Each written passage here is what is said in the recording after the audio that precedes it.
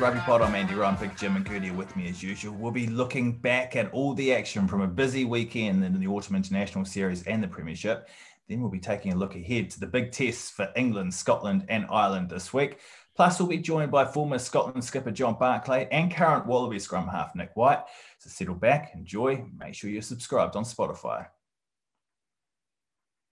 How's your week been, lads? Oh, am I tired? You or me? Oh, mate, I think everyone.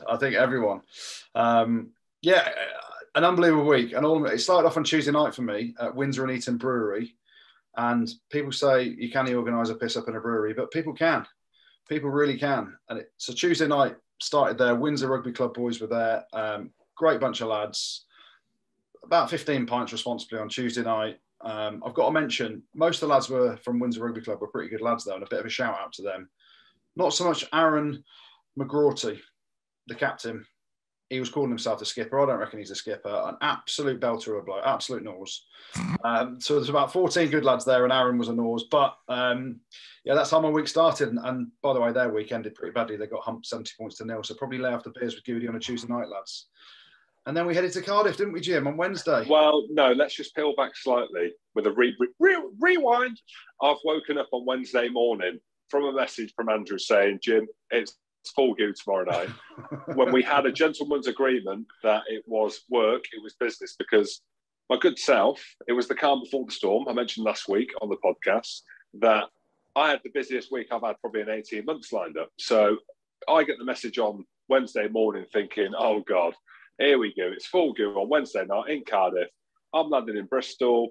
I've got a Mercedes 4x4, aka a Prius, taking me from Bristol to Cardiff. I thought it was 30 minutes. Turns out it was nearly 2 hours, 30 minutes. The admin wasn't great. And we fast forward again. It's 2 o'clock in the morning. We've done a live show in Cardiff. We can get onto that. And ever since Wednesday at 2 o'clock in the morning, I told Becky it was 12 because, I missed out the one. And ever since then, I've been absolutely ball bagged. But Cardiff was good. Good night, wasn't it, Andrew? Let's compartmentalise because so much has happened. Let's start with the live show. Andrew, you got what you wanted on the message. It was full go, no? Yeah, it was. It started off and we went for a bit of a feed, didn't we, before? And it's one of those things. Yeah, a bit of a feed. Yeah, a bit of a feed. All right. Yeah, we went to Viva in Cardiff. Not Las Vegas. Viva Las Vegas. It wasn't. No, it wasn't. You guys ate a cow between you. Yeah, pretty much. No. If it was a cow, let's be honest, I would have bet the cows. I don't know if they've got toenails, but I would have eaten the toenails. Andy Good, I have never seen a man eat so much meat in my life. How good was it, though? In my life. Well, as I say, I had about a toenail's worth, mate, the amount that you had. All you can eat meat. They were bringing out chicken. Was it a chicken heart or a liver? Chicken heart, mate. Chicken heart. I did not know. I would say this. And I know a lot of things. I'm a well-travelled man. I did not know that a chicken's heart is the size of a small... the size of a baked bean. Yeah. I did not know that. I did not know that it was that small. Quite salty as well, wasn't it? Well, when you put a pint of salt on it, or you dip it in salt, Andrew, I'm sure it was, yeah. Yeah, no, it was fun. So I had to line the stomach because I knew, and it was a bit of a recovery from Tuesday night with a few beers, and then all you can eat straight to the live show. It was great to be back out there at the depot. Bobby Skinstad looked $1 million. He sings like he's an absolute legend as well. The beers were flowing down nicely, and then fast forward a few hours, and we're out with some of the South Africans, aren't we, Jim? I mean, I don't want to name names, but it was hell of a night. And some of the Saffers were there that played at the weekend, that were on the bench at the weekend, and that weren't involved at the weekend. We're not going to name names. But all I want to know, I don't know if he plays for South Africa, but as I walked in, I got a couple of fist bumps. I'm a big fan of South Africa. I talk about it. This one lad stuck his tongue out, and I'm not joking, his tongue nearly hit his nipple. And I'm like, I've seen that. Was it before. Purple as well? Was it purple? It was just long. That's all I thought. My goodness me! If my tongue could touch my nipple, then it'd be literally on the nipple most days. But I'm sure that lad played for South Africa, whoever it was. Yeah, it was like he had some WKD before, so the old purple tongue was back out. Mate, it was good fun, wasn't it? Good fun. And then Thursday morning, the train back from Cardiff to London was absolute graft, sweating all the way home, to be honest. I can't work out. It was the meat, the beers, all the vape, but what a night. But that set me up nicely anyway. So I got home and Thursday, Bet was like, how was it? Naturally, same as a stag do, quiet. And then Friday, that was me. Probably the biggest weekend in my media career working for Prime Video on the All Blacks Italy game in Rome. So I had to be on good form.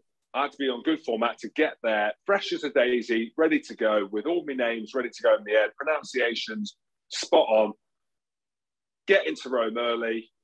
Oh no, I land at midnight, flight's been delayed, there's no driver there. And, you know, there's always a story on a story, isn't there? And I could sit here and make it up. I ain't. I could not get, I thought I was going to have a Mercedes, bulletproof Mercedes, drive me through Rome to the hotel. Why do you need to be bulletproof? Well, just in case, mate, because I've got a few games up. So they might think it's my fault. All I'm saying is the next thing is I am in a Ford Fiesta with a guy that looks like he's from the Italian mafia. I don't want to stereotype. He had a spider tattoo on the side of his head. And he is saying, are you rich? Are you rich? I didn't know if to say yes, didn't know if to say no. I said medium, just like middle, medium. No, he's like, no, you rich. And I'm looking at myself, I'm thinking, like, why is he looking at me thinking I'm rich? He wanted 200 euros for a fucking taxi, that's why. So I told him I weren't rich, and we negotiated a 20-minute taxi drive from 200 euros down to about 150. So I was worried, I didn't want to call him out. I mean, but all I'm saying, if you've been to Rome and you see a man with a spider on his head, tattooed, he's pulling your pants down, exposing skid marks from 12 hours of travelling, and you're probably going to have to pay him a lot of money if you're rich or even if you're not rich. I thought he was asking, what's your name, Rich? You were like, no, Jim, Big Jim is here. He might have actually. I might have actually stitched myself. It might be that he might have actually. I was that tired from Wednesday night that maybe I was vulnerable. So anyway, he got to Euros. That's all I know, and I enjoyed the game working for Prime Video at the weekend. Well, after a very loose night in Cardiff, we're back in London for a live show later this month at Flatiron Square on the 24th of November. It's going to be another epic night with a few big surprises and a special guest. So if you've never been to a live show, or even if you have, make sure you get involved, as tickets will sell out fast. Just go to eventbrite.co.uk and search for the Rugby Pod. And a massive thanks to the guys at Flatiron, Guinness, and the lads at MatchPint for helping make this one happen. Right, let's kick things off with England then. Goodey, what was the deal with Owen Farrell's positive COVID test and not being officially ruled out until just an hour before kickoff? Dr. Goodey, here we go. What happened? Dr. Goodey, all I'm saying is it is a false positive. So whoever is in charge of the testing, and I'm not going to name the company because I don't want to get sued, but they owe Owen Farrell about 25 grand, but they owe Owen Farrell about 25 grand in an appearance fee. So although actually the England boys pulled their money and split it evenly across the squad now, apparently. So it's a false positive.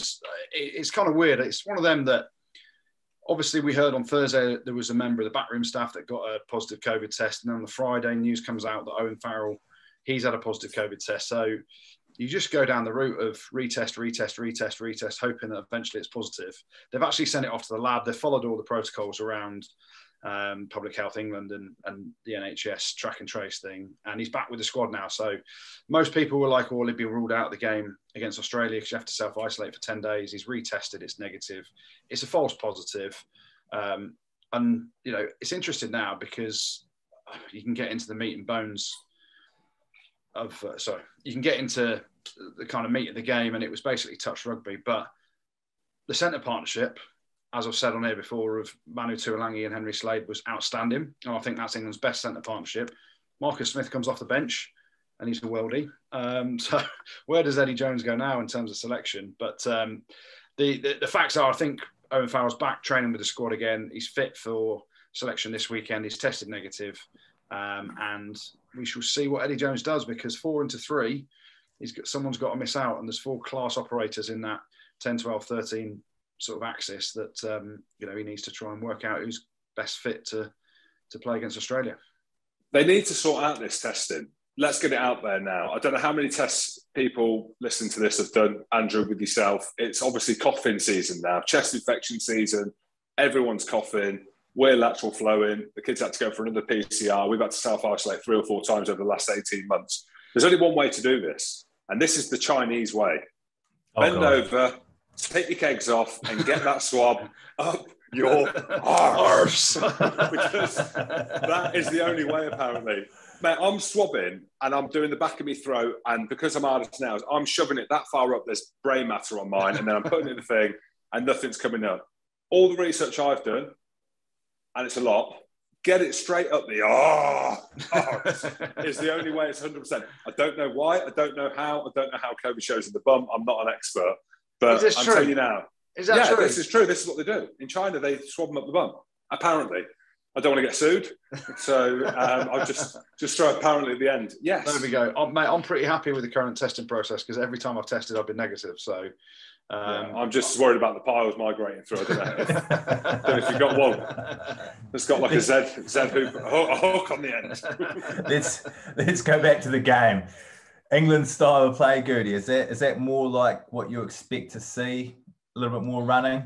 Yeah, it's difficult to judge. It's difficult to judge because Tonga were, rather upsettingly playing a bit of touch, but actually the attacking framework, the endeavour, the offloading game, you see the forwards ball in hand, look, Courtney Laws, his little inside balls again. These are the things, and I'm going to go to Jim Hamilton about this one because a wise man once said on commentary, a wise man once said on commentary in Rome on Saturday, the way to break down the best defences is by offloading.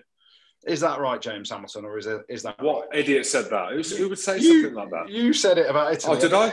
And it was great, yeah, and it was right. Because sometimes to break down the best defences, now I ain't talking about Tonga's defence because it started in about the second minute when Adam Radwan scores and they were shouting touch. But England can only play what's in front of them. They were accurate. The line-out functioned exceptionally well. It's going to be a very different challenge against Australia. Let's not beat around Jim's bush. But I thought they looked sharp. They really did. And, you add into the mix the last 29 minutes of Marcus Smith. And all I'm saying is that crowd, when he gets the ball, is on their feet. When he scores, they're cheering like you wouldn't believe. And England fans want Marcus Smith in the starting team. So, Eddie Jones, you better deliver this Saturday against Australia. But, yeah, listen, they attack well. I thought the centre partnership, great to see Manu back in an England shirt. Henry Slade was class. But again, you're playing against a Tongan team that was a little bit mix and match. They had some of their bigger players back, but it was, in the words of Jim Hamilton, touch at times. But England were good. The shape was good. The attacking intent was great. The kicking game wasn't the thing that was leading England. And there will be more kicks this weekend. You play a better team with more structured defence. You're going to see more box kicks and kicking for territory. But actually, that back line with Radwan on the wing, and I thought Stewart went pretty well at fullback, and obviously Johnny Mace got over for a couple. England, they've got attacking threats, haven't they? They've just got to be able to pull the strings, and please, Eddie, start Marcus Smith on Saturday. Well, Goodey, let's unpick that because that's a big talking point. People want to see Marcus Smith at 10. What do you think Eddie's going to go with his 10, 12, 13? And what would you like to see him go with his 10, 12, 13? What I'd like to see to start off with, I'd say Marcus Smith at 10 and Henry Slade and Manu Tuilagi in the centres. I think that gives us a really nice balance. You've got the go forward of Manu Tuilagi. You've got the unbelievable talent of Marcus Smith and Henry Slade's a ball player. He can play that secondary receiver role. Ultimately, Owen Farrell, if he's fit, he's going to start. He's captain. He's going to start. Does he start at 12? The noises that were coming out of Eddie Jones prior to the Tonga game was he wanted to start Marcus Smith at 10 and Owen Farrell at 12. So I think he'll go with that. And then it's a real toss-up. You've got to start Manu. If Manu's fit, you can get him in the team. Absolutely. He looks lean, doesn't he? Yeah. Not that he was overweight before, but I know he's lost a little bit away. Mate, if Manu Tuilagi's fit, you're in, mate. You put him wherever. Yeah. So for me, he may actually go, I don't know, like some of the comments he's made in the press, he might start Farrell at 10 again against Australia and continue with Tuilagi and Slade in the centres. I think he might do that and have Marcus Smith on the bench. But actually, I think he should go Marcus Smith, Tuilagi and Slade. But we shall see. Well, let's talk about Eddie Jones's comments in the media then. Yeah, they're interesting. I mean, and do you know what? I'm going to do something that shocks people now. And I'm going to say, I think Eddie Jones has said it in a flippant way that he hasn't meant to cause any offence at all. He's just basically compared Emma Raducanu. He didn't say her name, He didn't kind of. It was kind of a quick comparison. So everyone's talking at Marcus Smith like he's going to win England the World Cup in 2 years' time. And I'm guilty of that. I think Marcus Smith is absolutely brilliant. I think he should be in the England team now. Eddie Jones sees it from the England head coach's role, and he's looking at it going, there are pitfalls of just giving this guy the keys to the car and throwing deals at him and making him the best thing since sliced bread. And what he was just trying to do, Eddie Jones, I think, was compare it to Emma Raducanu, who did the best thing ever possible for her as a qualifier to win the US Open at the tender age of 18. And then after that came all the hype and all the, the magazine photo shoots and all this stuff. And then her next game, she loses to someone that you think the US champion shouldn't have lost to. So I think Eddie Jones is his words have been portrayed in a way by some people that are saying it's sexist, it's disrespectful, all this stuff. I think he's just comparing two young people making their way in the world of sport who are going to be absolute X Factor stars in what they do over the next 10 years, and they're going to be unbelievable, and just said there are pitfalls. And I think it's been taken a little bit out of context, and like Jim says, you're damned if you do, damned if you don't with Eddie Jones. Eddie Jones has said some of the most ridiculous things over the last 4 years, without a shadow of a doubt, and I've called him out on them. But I think this time, people are just jumping down his throat, and actually, I don't think it's sexist at all. I think he's basically said the young girl that won the US Open, she was then on the front cover of magazines and at different events, and then she lost the next game of tennis. They're facts, and as a coach, you're looking at it going, you compare someone like, again, you go back, Danny Cipriani, Owen Farrell. So Danny Cipriani, when he was getting his first start for England, he was seen in a nightclub on the Wednesday night and got dropped. And he was basically saying he was delivering some match tickets to his friends, wasn't drinking, blah, blah, blah, blah. We were out on Wednesday night with some of the South Africans, weren't we, Jim, who were involved in the game at the weekend, not going to name them. Their management said that's okay. When Danny Cipriani dropped the tickets off, I think Brian Ashton was the coach, and he said, no, that's not right. You shouldn't be in a nightclub after a certain time on a test week. And that was the way he ran his ship. Now, Eddie Jones is probably saying, he wants everyone to be a little bit like Owen Farrell, who, probably doesn't want the limelight at all. He doesn't interact on social media, doesn't do all that stuff. Yet he sees him as the most professional player possible. Johnny May, very similar. Doesn't interact much on social media, just concentrates fully on being a professional. And that's how a head coach wants his players to be, to get the best out of them, or he sees him getting the best out of them. And that's where his comments have come around Marcus Smith, because there's idiots like me on podcasts and in columns saying he's the best thing that's ever happened to English rugby. Give him the armband, give him the keys to drive the car now, and let's all get on the Marcus Smith bandwagon. And Eddie Jones has to be, as a head coach, has to be a little bit more balanced. And I think to be fair to him, I think his comments have been taken out of context. I 100% agree. You only have to have a look at the way he's dealt with Maro Itoje. People will be looking at that England team being like, why is Maro Itoje not captain? He will. Why is he not captain at the weekend? I don't know whether he will be. I'm not 100% convinced under Eddie Jones, because right. I think it's a similar thing with Maro. Not that he's got too big for his boots, but he has got too big for his boots in the sense of he's transcending the game of rugby off the pitch, like we're seeing other athletes do.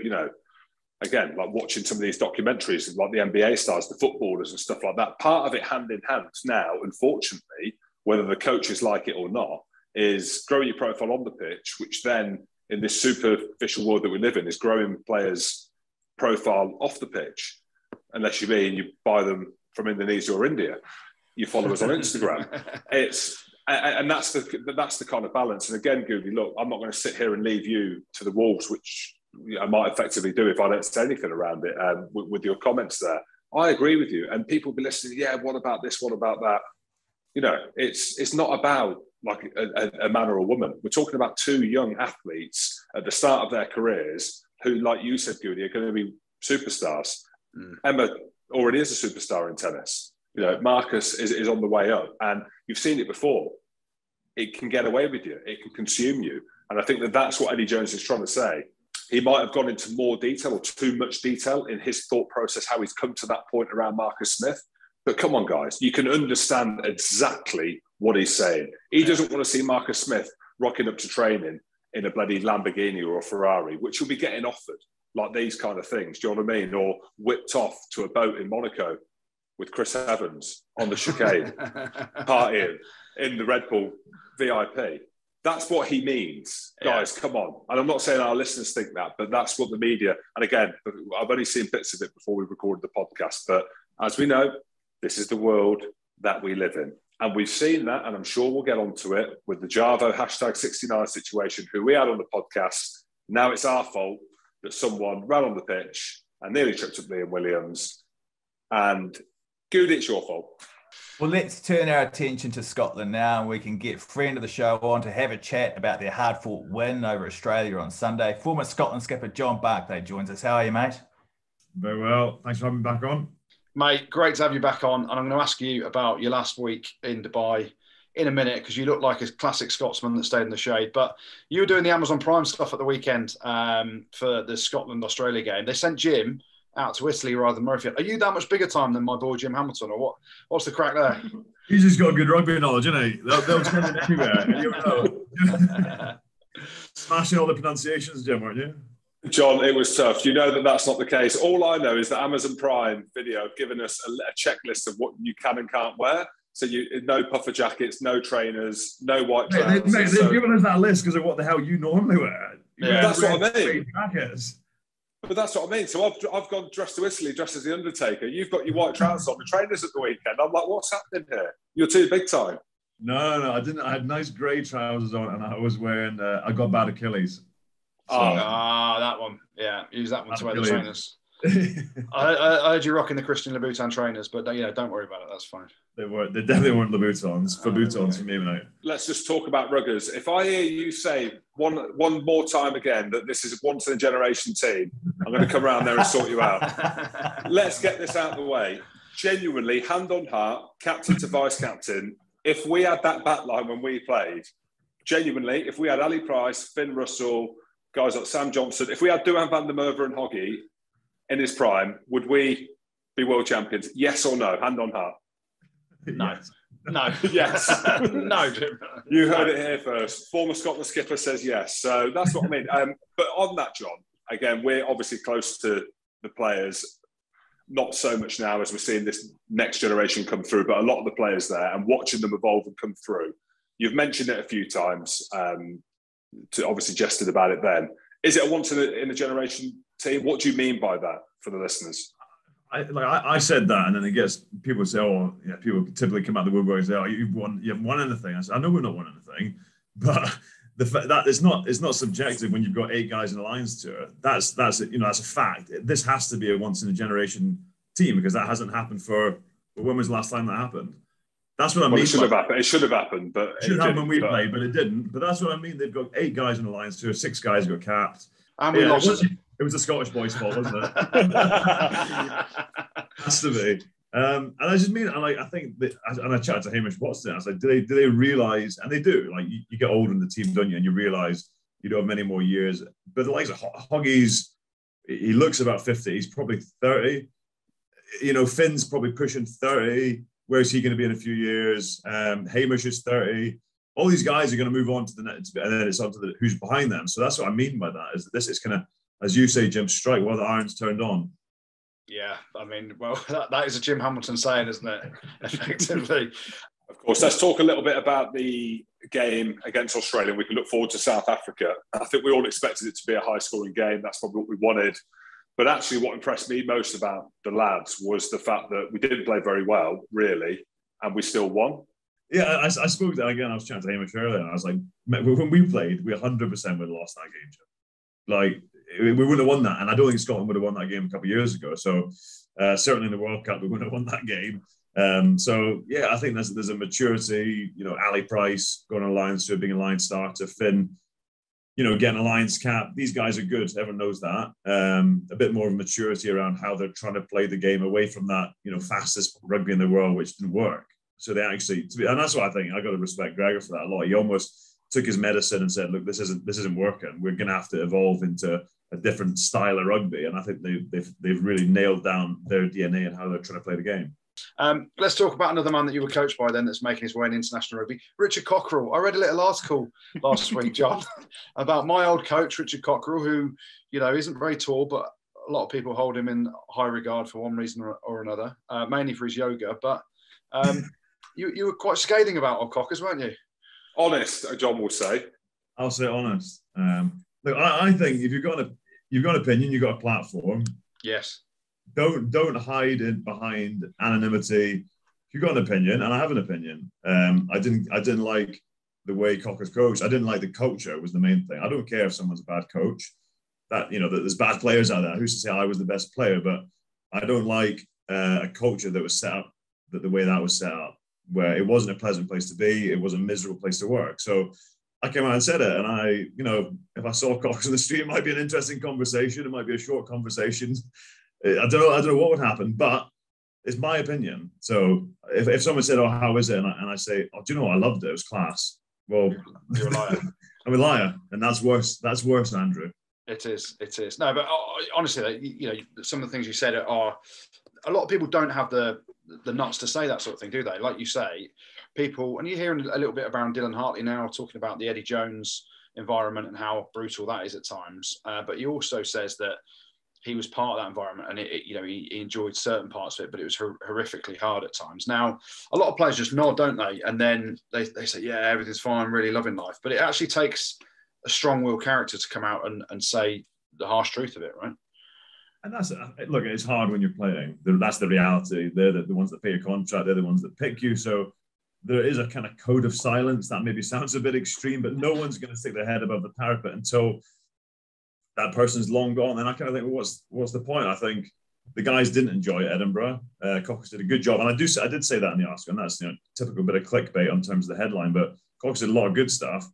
He also did a lot of bad stuff in the way he handled players there, which I didn't like. So, yeah, and I said to Jim, we chatted about this. When I first came out and started doing a bit of media stuff, I said, if you don't have an opinion and anyone can write the same stuff as anyone else, you have to have an opinion on this stuff. So have an opinion. I try to, whether it's right or wrong, whether people agree with it, disagree with it. It's my honest interpretation of what happened. And there was no agenda behind it other than just to give an insight into what I found it to be.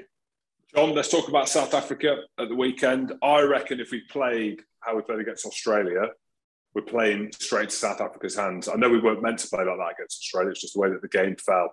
Do you genuinely, hand on heart, think we've got enough to beat the world champions? Yeah, I got asked this today, and I said, well, I know it's not as simple as the fact Australia beat South Africa, we beat Australia, so that means we beat South Africa. I know it's not quite. That's what Jim says. That's how I do it. That's how I work out. It's pretty binary. That's how I live my life. Yeah. Look, I got asked this today, and I think if they play, like you said, if they play like they did against Australia, I don't think they'll win that game. It almost looked like they were trying to play this, almost a naive kind of trying to play the ball at the back. I thought the Australian centres, the way they defended was quality, but that's the one thing you'd say about Greg and this coach team is they do have a bit more of a ability to adapt now, change the style of play, because it'll be, like we've played against South Africa, it's going to be a different ball game. It's good. They're coming north-south, ridiculously big men. How Scotland will beat them, I don't know the answer exactly, because they won't beat them with power. They'll have to have some sort of, whether it's short passing is, but they'll have to be more confrontational than they were against Australia. You stood very close to Sir Stuart Hogg last. Has he had his teeth done? Everyone's talking about his teeth. He's had his gnashes done, hasn't he? I was just going to say, did you notice? I mean, the pearly. It's like Ross from Friends. He's gone from having a bag of chips for a set of teeth to the most pearly whites ever. He's looking $1 million, though, isn't he? The hair's been.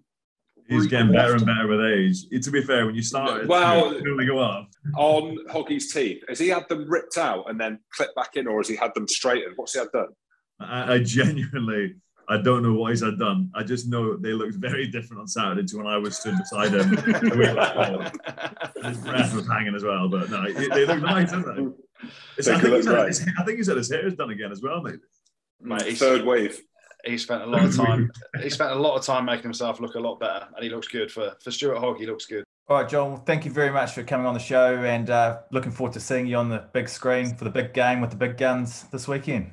Yeah, we'll see you, Jim. Enjoy. You got Spain, Uruguay this weekend. Enjoy. It's not. Hang up. Right, see you, boys. Cheers, John. Bye. Let's get an Australian perspective on that game and also look ahead to what should be a big match at Twickenham against England. Wallabies Scrum-half Nic White joins us. How are you, mate? I'm good. How are you? Thanks for coming on the show. No worries at all. The sun did come up today, even though I thought it wasn't going to last night. Even in Scotland? Yeah, mate, they were on, Jim? They're up for it. Yeah, scrappy game. Yeah, we can get into it, but I meant more the fact I've not seen the sun in Scotland for about 3 months. So. I don't know what was going on last week, but the weather was they turned it on for us up there. It was a cracking week. Yeah, mate. Obviously, disappointing result in the end. How are you boys settling on tour, and how's the change room post match? Because we've got quite a happy Scotsman on this podcast at the minute, which is absolutely killing me. Yeah. Oh, look, it was. It was pretty quiet change room after the game. Obviously, we kind of felt that, in a weird way, we thought we'd almost probably done enough to win that game. They're tough ones when you cross the chalk in that first half 3 times, and all of them brought back for little infringements. And look, I'm not going to argue those; they were there, and we all saw them. But they're things that we could control. We probably don't need to clean that long. And we go over in the corner, probably an unnecessary clean out, and Hoops goes over and maybe a questionable crawl on Hunter, but the next phase, big Bobby Valentini goes crushing over. So, those things they're all within our control. And, we've had a good tour. We spent a week in Brighton, a week in Edinburgh, and everything's going pretty well. And in terms of, where we're at, it's not doom and gloom. We're pretty gutted, not pretty gutted. We are gutted with that, with the result in terms of the way we're playing, and it's all there for us. So we kind of feel that we can rectify that in a week. And as you guys know, as ex-players, you can change pretty quickly in a week. And what about the enjoyment, Nick, of the tour? We just spoke just offline a minute ago, but I imagine for the guys, both from South Africa, yourselves, and obviously New Zealand as well, this is a tour that you'd really want to enjoy for the social aspect as well. We were just mentioning before that we saw a couple of South African lads and this guy with a really long tongue on Wednesday night having a few beers, and I think it's right that they do that. How is it for you guys? Because I messaged Petra Super C, he didn't even want to meet me for a coffee, so I don't know whether it's because he doesn't like me anymore, he's not allowed out, I don't know. So it's tricky. Obviously, we don't want a case where, like Owen on the weekend, where someone misses a game. We've been told there's certain rules around what we can and can't do. But it's also the first time we've been up here in 3 years. So I think the last one was 2018. So it's a lot of guys up here for the first time. There's a lot of there's a lot of places and things we'd like them to see. But in terms of where we're staying now in the Lensbury, going into London into the precinct there, that's just a no-go for us. So and there's also the aspect of should anyone catch COVID in the next 2 weeks, they're not able to jump on that flight home, and who knows when the next one is. So there's that as well. We don't want to get stuck up here. So, it's a fine balance. But, coming from, we were in Japan for 10 days where we weren't allowed out of the hotel at all. And, to come up here to Brighton and to Edinburgh, and you actually go out and get a takeaway coffee, it seems like we've gotten our freedom back a little. But you also got to be cautious because, whilst, you guys can lose Owen and you've got, 12 teams you can pick from. We've only got a handful of players up here. So if we get 1 or 2 guys, out with COVID, well then, we're in a spot of bother. Before I mentioned about Petrus not meeting me for a coffee, he's definitely not going to meet me for a coffee now. But I put a tweet out after the game just saying that he had whiplash and he shouldn't have dived after Finn Russell. Finn Russell pushed him. Has he taken any shit off the boys or not? Because it has. It's one of them things where naturally in the media you pick up on them little things. There's a big thing at the minute around ball boys and around people, water boys and that running on the pitch and or keeping hold of the ball. I actually didn't think Petrus did much, but has he taken a bit of stick? I think he took a fair bit of stick off Finn at the time. I think Finn pushed him, and then Paris said to him, apparently, mate, I was just trying to catch a ball. And Finn said, mate, you haven't caught a ball your whole career. So, that's pretty good from Finn. Yeah. But there is obviously that they were looking to go quick, obviously. And we like to do the same. So there's a bit in that. There's a fair bit of space around that field at Edinburgh. Yeah, there's something about the smaller guys taking on the bigger guys at the weekend, because ultimately Finn dominated Petrus, and then you dominated Duhan van der Merwe in that tackle as well. Talk us through that, because you absolutely smoked him. Look, we first met me and Duhan down in Montpellier. We were there together before he came up to Edinburgh. So, it's awesome to see him doing really well. British Irish line and those sort of things. Mate, I just came across there in fear. There's not much I could do really other than what I did, just fly in there and try poke my head in the spokes and see what happens. And that happened to be the way to go. I just tripped him up and someone caught him. So, it's awesome to see a guy like that, doing well. And, hopefully I don't have to take on too many big wingers. Talk to me about England this weekend. Obviously, Australia versus England in any sport gets the blood pumping throughout the whole body. You dislike us just as much as we dislike you, even though I like you, Nick. I won't on Saturday. Let's talk about the game. Obviously, massive rivalry in any sport, but what are you expecting from the lads? Oh, yeah, isn't it? When we play England, it's big brother versus little brother, and that's certainly how we take it on. Mate, I absolutely love my time up here in England, so it's probably changed my perspective a bit. But no, to be honest, when you play against England, it's easy to know what to expect because they're bloody good, and that's what you expect. So, they're an extremely consistent side. Got a great pack. With Marcus Smith coming in, that adds a little bit of flavour. It's good to see Slady playing well. He's a threat.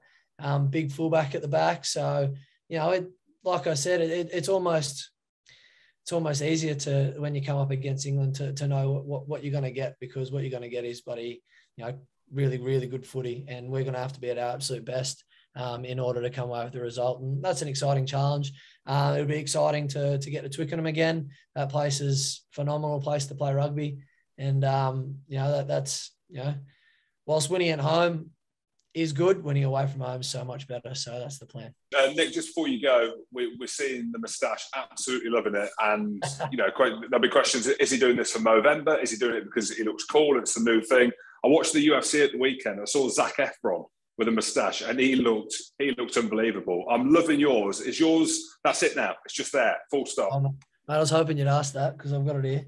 Here we go. Yes. He's a Peaky Blinder. There it is. There's a story to it. Down at Exeter, and we had a social to Bath, and it was a Peaky Blinders one. And I was like, I'll grow a mo for this. Try to look like Arthur Shelby. And I was like, you know what, this is loving it. And I've had it ever since. So it works. Yeah, that's the plan. Takes a little bit of heat off the big ears and brings the gap between the big schnoz and the top lip. So yeah, very good. I'm even going a little bit up there, so I might have to talk to Hoggies, mate, or even yours, Goodey. Yeah, mate, mine's going pretty. Hoggies looks lovely though. I think he's had his teeth done as well now. So, mate, he definitely has. I told him to be careful next time I'm up here. He'll probably have Botox. So, he's getting everything done. But the tash is here to stay. All right, Nick. Well, thank you very much for coming on the show, mate, and best of luck this weekend. Thanks, Andy. Cheers, Nick. I'll be rooting for you boys. I mean, I just hope it's a good game. Sorry, mate. I hope you play well, but England win. But here we go. I appreciate it. Thanks, guys. Well, you might have heard Nick just talking about how big the 2027 World Cup would be for Rugby Australia.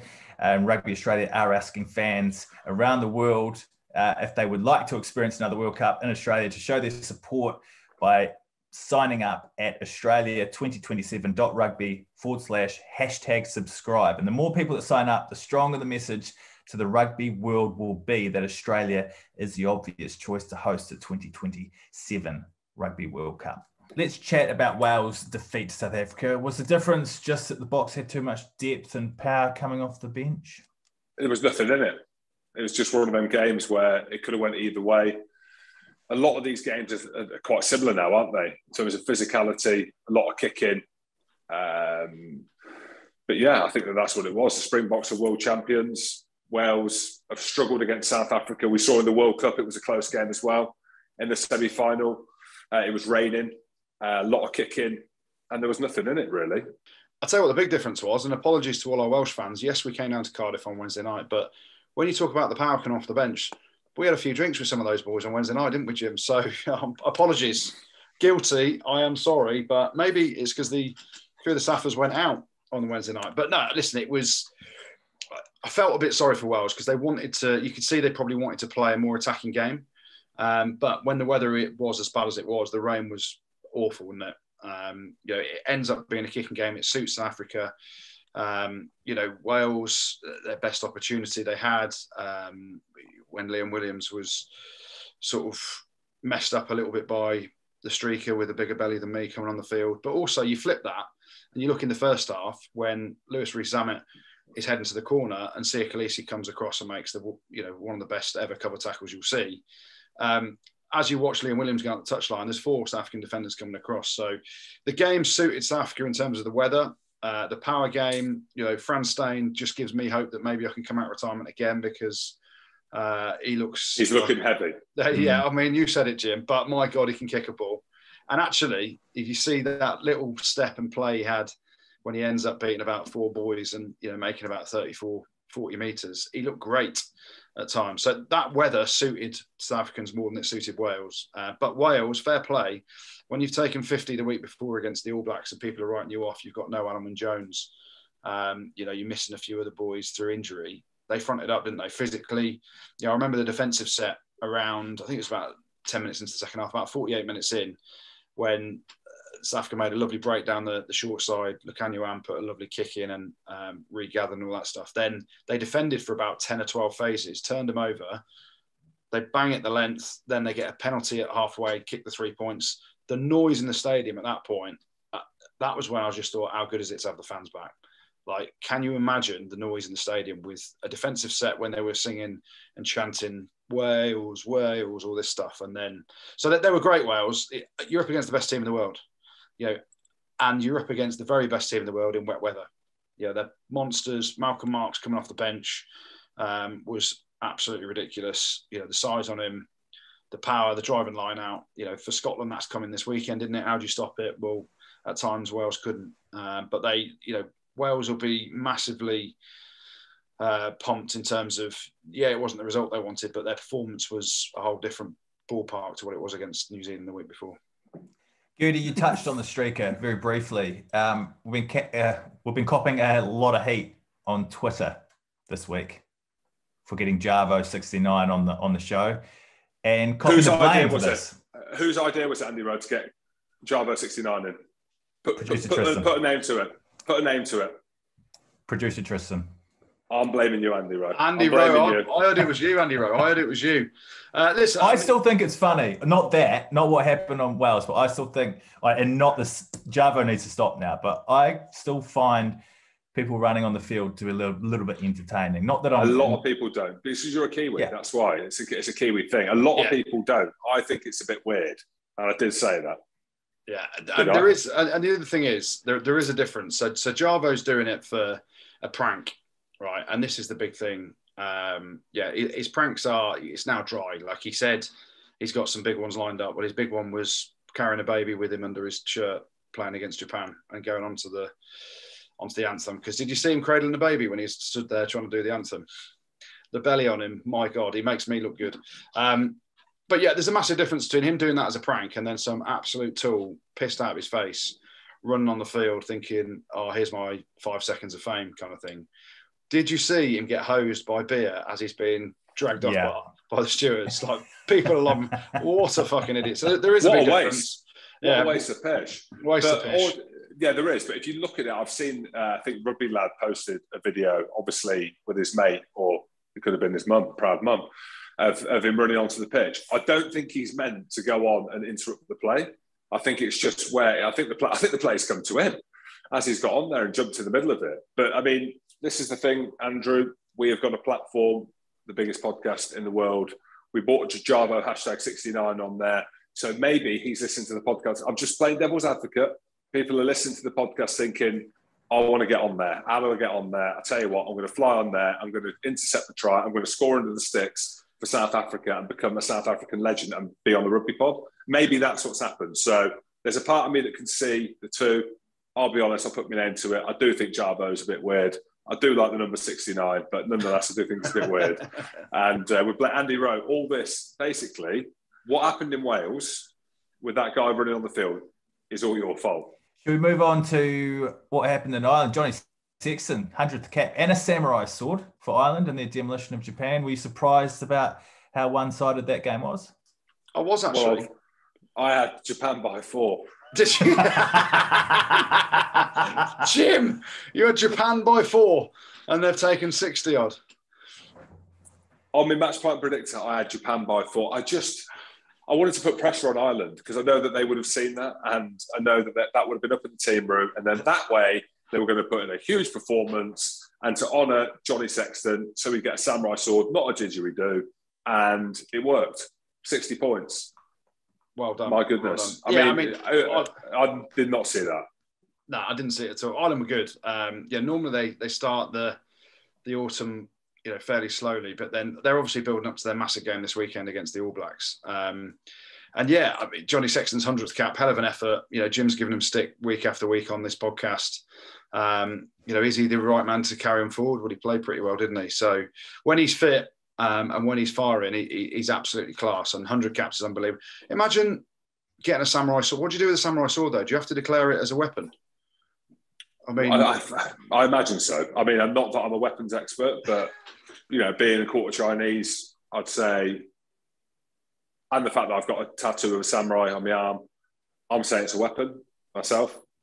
Weapon of mass destruction, maybe. I don't know. I mean, you could say a didgeridoo is a weapon as well. Again, having touched the didgeridoo, that would do some damage, like a baseball bat if it's a proper one. But if it's a cheap one, which Michael Hooper might have given that to Roman Pott with the way that he performed at the weekend, it might not be a weapon. How do you think they go against the All Blacks this week? Tough one, isn't it? There's the history of the game in Chicago. You see the way the All Blacks played at the weekend. Obviously, they changed up their whole team pretty much, didn't they, against Italy? And there was a load of errors in there. So they're obviously keeping everyone fit and fresh for the Ireland game this weekend, and seeing that as a huge test after their Wales victory 2 weeks ago. So, I don't know. I mean, there's something in me that wants the Irish to win and thinks they have got another massive performance in them. We've seen some incredibly close games there, but I also think that the All Blacks are just too good at the minute. Their attacking prowess they've got. I mean, Will Jordan scoring tries for fun in the All Blacks jersey. The way they all play and offload. Dane Coles came back at the weekend. He looked class. I don't know. I just think the All Blacks have got too much for most teams at the minute, including Ireland. And Ireland will put up a hell of a fight, but I think it's probably just a little bit too much, and the All Blacks will win by 7. Well, we can get your MatchPint predictions now ahead of the weekend games. Don't forget, just download the free MatchPint app and join the country's biggest private league with the code RugbyPod to win free pints. And if you missed the first week, it's never too late. There are 6 games this week, so that means 6 chances to win a delicious pint of Guinness. All right, let's go, boys. How do you think you got on last week first? I was fine until Scotland beat Australia, because I had Australia to win by 8, I think. So apologies to all my Scottish friends, if I've got any. You haven't. I wasn't that far away, apart from, I mean, it was close, the Ireland-Japan game, done me, to be honest. Andy Rowe, stop going around the houses. Who's winning? So you both scored 68 points last week, and Jim's slightly ahead on the leaderboard. Yeah, you're ahead, Jim, all because of your week 1 results. So we matched each other this week. Week 1, you're slightly ahead, and let's see what happens in week 3. All right, well, let's start with Italy, Argentina. Jim, you've got what? Italy by 40? I'm going to go Italy by 3. Italy by 3. I'm going to go Argentina by 12. Oh, all right, France, Georgia. It's actually a decent test for Georgia, isn't it? Because everyone's banging on about them coming into the Six Nations. So for that reason, I'm going France by 35. Oh, I was going to go France by 40, just because they didn't play very well at the weekend and they want to score some tries and they can. Wales, Fiji.